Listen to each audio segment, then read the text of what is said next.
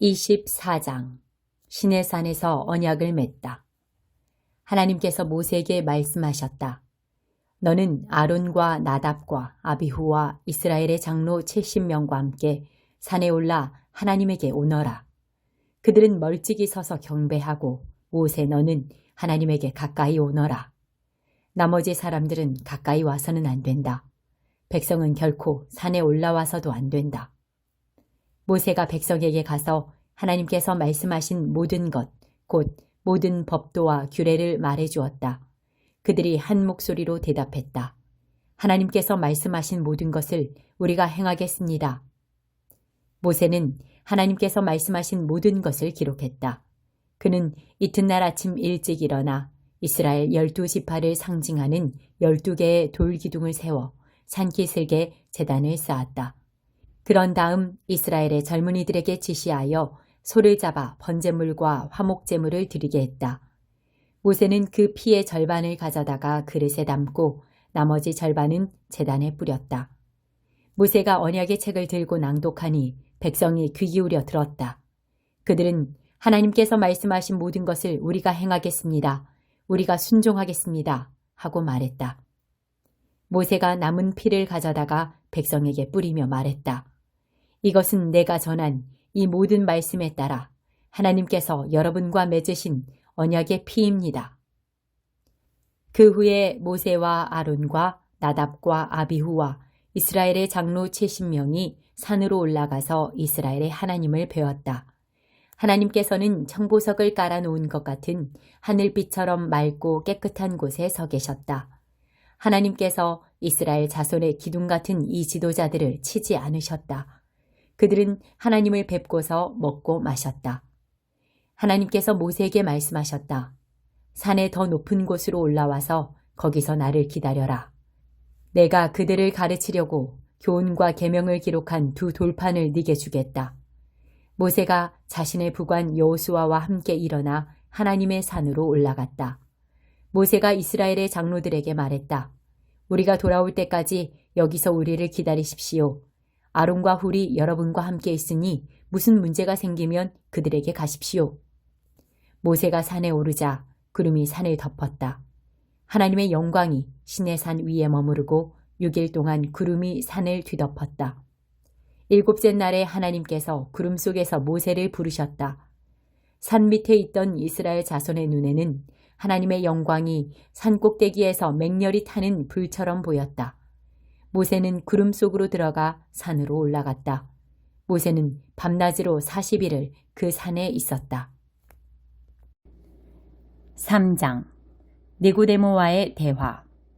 바리새파 사람 가운데 니고데모라는 사람이 있었다. 그는 유대인들 사이에서 유력한 지도자였다.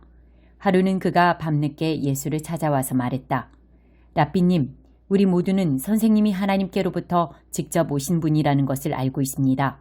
하나님이 관여하지 않으시면 아무도 선생님이 하시는 일, 곧 하나님을 가리켜 보이고 하나님을 계시하는 일을 할 수 없습니다.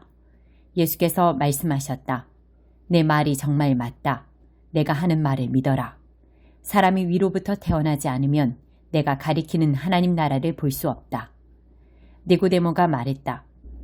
이미 태어나서 다 자란 사람이 어떻게 다시 태어날 수 있겠습니까? 어머니 배에 들어가서 다시 태어날 수는 없습니다. 위로부터 태어난다고 하신 말씀이 도대체 무슨 뜻입니까? 예수께서 말씀하셨다. 너는 귀 기울여 듣지 않는구나. 다시 말해주겠다. 사람은 누구나 근본적인 창조 과정을 거쳐야 한다. 태초에 수면 위를 운행하시던 성령을 통한 창조, 보이는 세계를 움직이는 보이지 않는 세계, 새로운 생명으로 들어가게 이끄는 세례, 이 과정들이 없으면 하나님 나라에 들어갈 수 없다. 아기를 예로 들어 설명하겠다. 태어난 아기는 다만 네가 볼 수 있고 만질 수 있는 몸만 가지고 있을 뿐이다. 그러나 그 몸 안에 형성되는 인격은 내가 절대 볼 수도 없고 만질 수도 없는 것, 성령으로 빚어져 살아있는 영이 되는 것이다. 바로 이러한 과정을 말하는 것이다.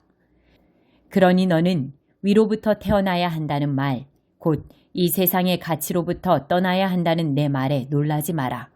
너는 바람이 부는 방향을 예측할 수 없다는 것을 잘 알 것이다. 너는 나무 사이를 스치는 바람의 소리는 듣지만 그 바람이 어디서 와서 어디로 가는지는 모른다. 하나님의 바람, 곧 하나님의 영을 힘입어 위로부터 태어난 사람도 다 그와 같다. 니고데모가 물었다. 그 말이 무슨 뜻입니까? 어떻게 그런 일이 일어날 수 있습니까? 예수께서 대답하셨다. 너는 이스라엘의 존경받는 선생이면서 이런 기본적인 것도 모르느냐? 잘 들어라. 진리를 있는 그대로 일러주겠다. 나는 경험으로 아는 것만 말한다. 나는 내 두 눈으로 본 것만 증언한다. 얻어들은 말이나 전해 들은 말은 하나도 없다. 그러나 너는 증거를 직면해서 받아들이기는커녕 이런저런 질문으로 꾸물거리고 있구나. 손바닥 보듯 뻔한 사실을 말해도 네가 믿지 않는데 네가 보지 못하는 하나님의 일을 내가 말해봐야 무슨 소용이 있겠느냐. 하나님 앞에서 내려오니 곧 인자밖에는 아무도 하나님 앞으로 올라간 이가 없다. 모세가 광야에서 뱀을 들어 백성에게 보고 믿게 한 것과 마찬가지로 인자도 들려야 한다. 그러면 그를 바라보는 사람, 그를 믿고 기다리는 사람마다 참된 생명, 영원한 생명을 얻게 될 것이다.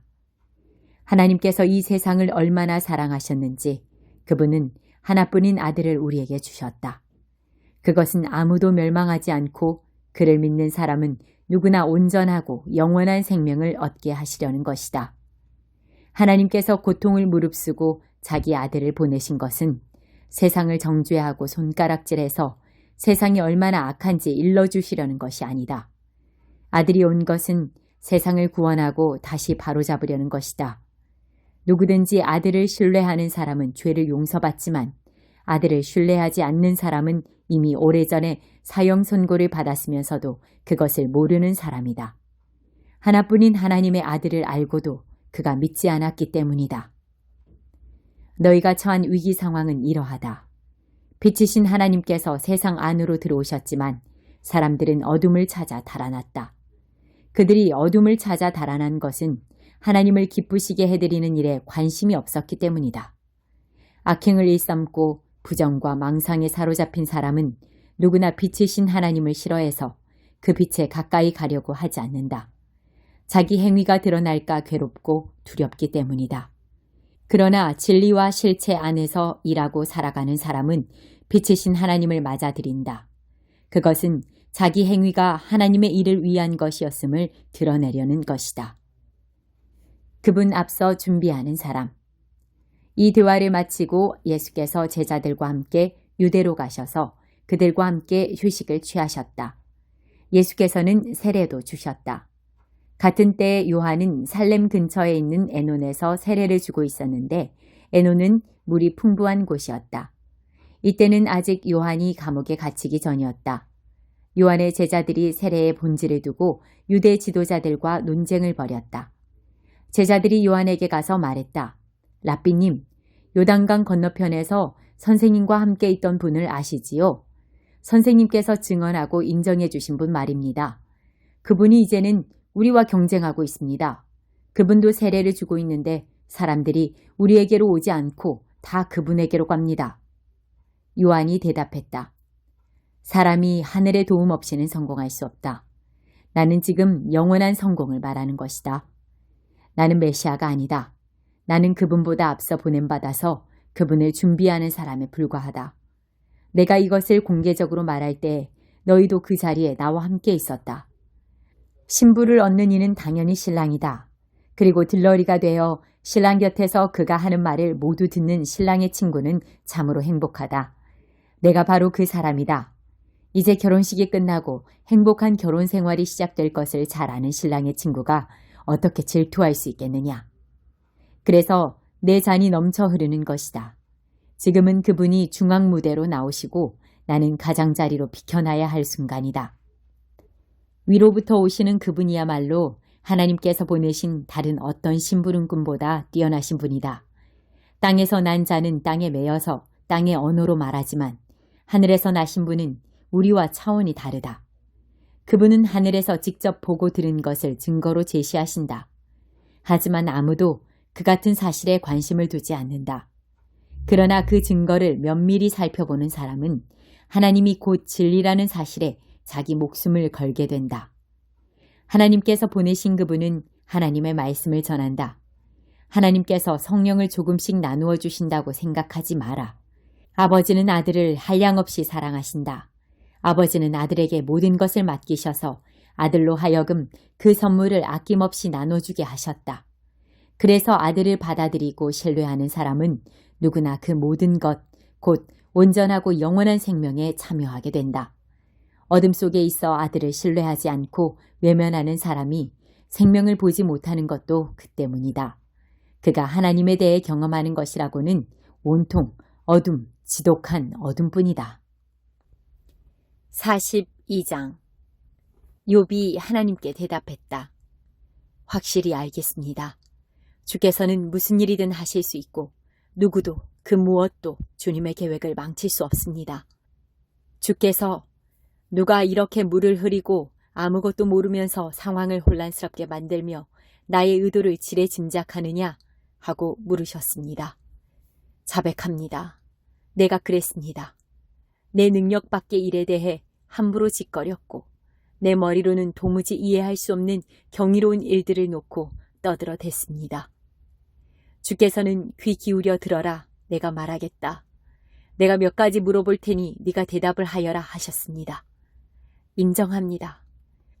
전에는 내가 주님에 대한 소문만 들었으나 이제는 내 눈과 내 귀로 직접 보고 들었습니다. 잘못했습니다. 용서해 주십시오.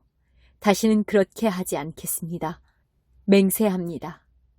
다시는 전에 들은 말의 껍질, 소문의 부스러기에 의존해 살지 않겠습니다. 하나님께서 욥에게 말씀을 마치신 후에 대만 사람 엘리바스에게 말씀하셨다. 나는 너와 내 두 친구에게 질렸다. 넌더리가 난다. 너희는 내 앞에서 정직하지도 않았고 나에 대해 정직하게 말하지도 않았다. 너희는 내 친구 욥과 달랐다. 너희가 해야 할 일이 있다. 수소 7마리와 순양 7마리를 가지고 내 친구 욥에게 가거라. 그리고 너희 자신을 위해 번제를 드려라.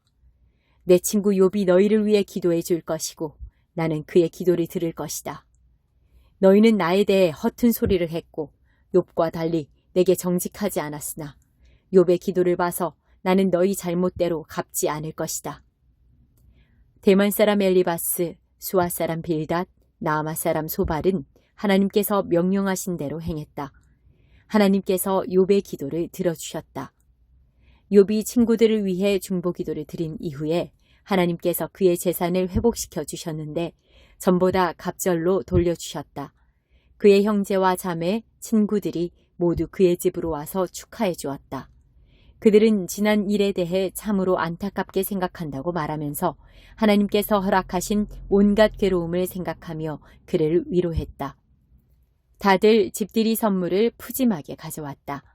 이후 하나님께서 욥에게 그 이전보다 더 많은 복을 내리셨다. 그는 양 14,000마리, 낙타 6,000마리, 겨릿소 1,000쌍, 나귀 1,000마리를 소유하게 되었다. 아들 7과 딸 3도 얻었다. 그는 첫째 딸을 비둘기, 둘째 딸을 계피, 셋째 딸을 검은 눈이라고 불렀다. 그 지역에는 욥의 딸들만큼 아리따운 여자가 없었다. 욥은 딸들을 아들들과 동등하게 대우했고 유산도 똑같이 나눠주었다. 욥은 140년을 더 살면서 자손을 4대까지 보았다. 나이가 많이 든 그는 천수를 누리고 죽었다. 12장. 약함에서 오는 강함. 여러분 때문에 나는 이런 식으로 말할 수밖에 없습니다. 나는 본의 아니게 이렇게 말하는 것입니다. 이참에 하나님께서 내게 주신 환상과 계시의 문제도 꺼내는 것이 좋겠습니다. 예를 들어 나는 14년 전에 그리스도께 붙잡혀 황홀경 속에서 지극히 높은 하늘로 끌려 올라간 사람을 알고 있습니다. 사실 나는 이 일이 몸을 입은 채 일어났는지 몸을 떠나서 일어났는지 알지 못합니다. 그것은 하나님만이 아십니다. 내가 알기로 이 사람은 낙원으로 이끌려갔는데 몸을 입고 그렇게 된 것인지 몸을 떠나서 그렇게 된 것인지 나로서는 알 길이 없습니다. 하지만 하나님은 아십니다. 그는 거기서 말로 표현할 수 없는 놀라운 말을 들었지만 그 들은 것을 발설해서는 안 되었습니다. 이 사람이 내가 말하려는 그 사람입니다. 그러나 나 자신에 관해서는 내가 당한 굴욕 외에 아무 말도 하지 않겠습니다. 내가 조금이라도 자랑할 마음이 있다면 우스운 꼴을 보이지 않으면서 그렇게 할 수 있고, 그러면서도 알기 쉽게 진리를 내내 말할 수 있을 것입니다. 그러나 나는 여러분을 아끼는 마음으로 그만두겠습니다. 여러분이 길에서 나를 보거나 내가 하는 말을 듣게 되거든 나를 우연히 마주친 어리석은 사람, 그 이상의 존재로 여기는 사람이 아무도 없기를 바랍니다. 받은 계시들이 엄청나고 또 내가 우쭐거려서는 안 되겠기에 주님께서는 나에게 장애를 선물로 주셔서 늘 나의 한계들을 절감하도록 하셨습니다. 사탄의 하수인이 나를 넘어뜨리려고 전력을 다했고 실제로 내 무릎을 꿇게 했습니다. 그래서 내가 교만하게 다닐 위험이 없게 한 것입니다. 처음에 나는 장애를 선물로 여기지 못하고 그것을 없애달라고 하나님께 간구했습니다. 3번이나 그렇게 했는데 그분께서 이렇게 말씀하셨습니다. 내 은혜가 내게 족하다. 내게 필요한 것은 그것이 전부다. 내 능력은 내 약함 속에서 진가를 드러낸다. 나는 그 말씀을 듣자마자 이렇게 된 것을 기쁘게 받아들였습니다. 나는 장애에 집착하는 것을 그만두고 그것을 선물로 여기며 감사하기 시작했습니다. 그것은 그리스도의 능력이 나의 약함 속으로 쇄도해 들어오는 하나의 사건이었습니다. 이제 나는 약점들을 기꺼이 받아들입니다. 나를 낮추어주는 이 약점들, 모욕, 재난, 적대행위, 불운을 기쁘게 받아들입니다. 나는 그저 그리스도께 넘겨드릴 따름입니다. 그리하여 나는 약하면 약할수록 점점 더 강하게 됩니다. 내가 실수를 저질렀습니다. 나는 이와 같이 말하면서 완전히 어리석은 사람이 되고 말았습니다. 그러나 그것은 내 탓만은 아닙니다. 여러분이 나를 부추긴 것입니다. 여러분은 내가 어리석은 말을 하도록 놔두기보다는 나를 지지하고 칭찬해 주었어야 했습니다.